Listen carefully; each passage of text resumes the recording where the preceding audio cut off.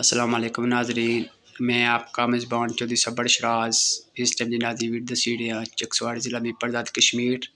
नाज़रीन जी बलदियाती इलेक्शन वाले नाल मैं चौधरी मोहम्मद जमान नाल गल बात करी रहा। इन्होंने कोई वोटर का मसला बनता है। अस्सलाम वालेकुम चाचू।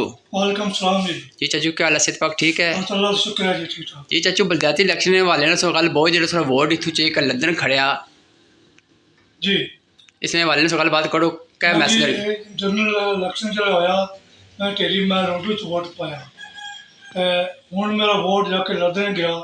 मुझे ये नहीं समझ लगती इस कानून नहीं कि मेरा वोट किसने उन्हें क्या दिता मेरा वोट जाके लदन गया जी। तो सर कार्ड केड़ी जाए मेरा कार्ड टेरी महररोडो ठीकरियां चकसवारी वोट मेरी लदन चली गई है। एक किस बंदे की राइट दिता गया कि मेरी वोट जितना चाहे वो है। चाचू मैं सुनया कि तुम स्पैशल बलदियाती इलेक्शन बनी इंग्लैंड आए हो जी 7 जुलाई सन 2022 हतमी जी फहरस्त तैयार की उसने तो ना आया सी, लेकिन इसने की कट्टी उड़िया कुछ गेम कत्ती इसे बाड़े तो इंतजामिया गुजारिश करो कि थोड़ा वोट वापस आ जाए। जी बिल्कुल जी, मैं चाहना कि हमारी वोट वापस आवे तेरी महररोडो। मैं स्पेशल आया वोट पाने वास्ते सपोर्ट करना मैं अपने तेरी महररोडो की।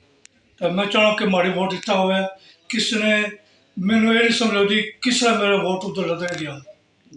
चलो to come back my vote in तेरी महररोडो। I'm really upset. How can they do it? Can send my vote in Ladre? चलो so मैं please can you find out? I want you to inquiry whoever did they should be punished. Election commission यार से करो भाई। Election commission में request करना कि ये फाइंड आउट किया जाए कि किस बंदे ने कम किया और उसकी सजा मिलनी चाहिए कानूनी तौर पर। नाज़रीन ने साढ़े चाचू ओवरसीज स्पैशल इलेक्शन बनी है इस बलदियाती इलेक्शन वाले नाल ते ये चाहने पे कि इन्होंने जो वोट सी लदन गया थी वो वापस टेरी महररोडो बचा है। चाचू की उम्र कितनी है? उम्र हमारी 65। अच्छा चाचू की उम्र माशाल्लाह तक वाला है जी। इतना अरसा है साढ़े जिंदगी था वोट पाने आए हैं हूँ इस टाइम स्पैशल आए हैं बलदियाती इलेक्शन वाले नाल।